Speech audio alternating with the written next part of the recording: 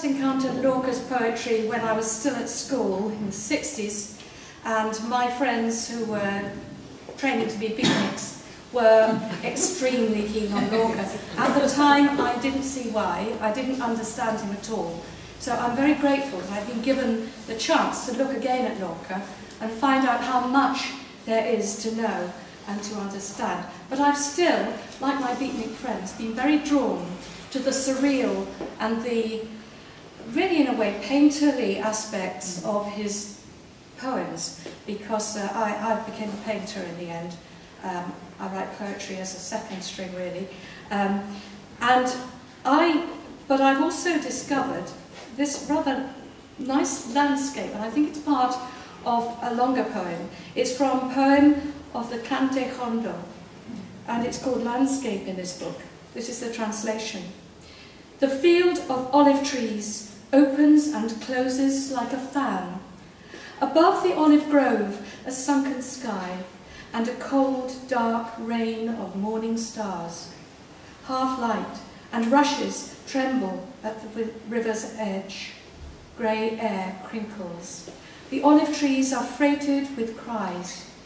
A flock of captive birds moves long, long tails in the gloom. A beautiful picture of dawn.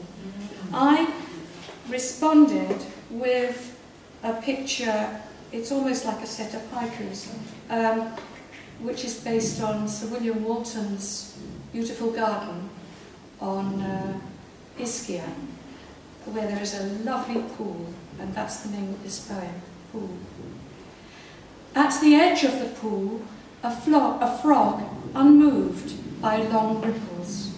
Lips of carp kiss the lotus leaves. Tall parasols above the water hold secrets in gold caskets. Red centre of dragonfly, careless, out of reach. Mud-brown beetle, dizzy gnats, frog waits, unmoving.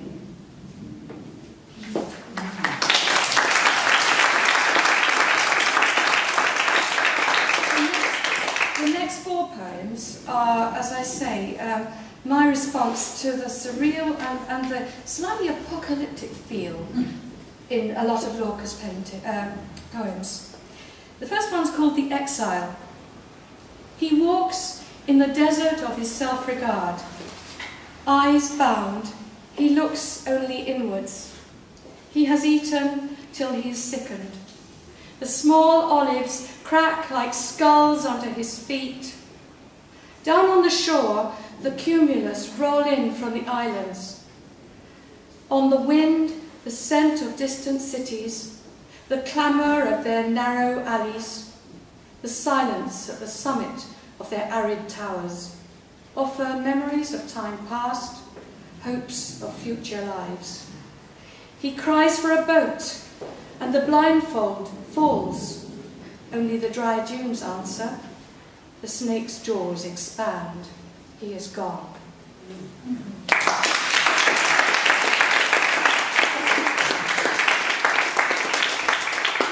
This is the dreamer. The dreamer is not sleeping in the cold cave under the cliff. His hands cover the damp earth. He stirs continually, dreaming the music that he heard before the night drew on and the dark curtain fell.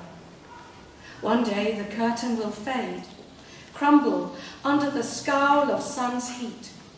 Then the dreamer will sleep profoundly, forget the beat of the drum that made him dance in childhood. And the hermit. On the last morning, purple-green starlings chatter on the hillside. The hermit knows his pale barrier of bones, breached, snapped, scattered on the wind, is no defence, no concealment. White-hot afternoon, word children released on the ebb tide of the ocean swim, singing to the rhythm of the march, no hope of return, no parole. The lemon-sliced moon cartwheels across the horizon. The imprints of ammonites take up the song and trumpet to the dying dawn. And the last in that sequence, eclipse. When the final eclipse came, it was not foreseen. Time and space reversed. Radiance became implosion. Black sun emitted gobs of a dark void, hurtling against the space that no longer allowed travel by any matter, any impulse. The eons unravelled and sank into an infinitesimal instant. God's eye closed. The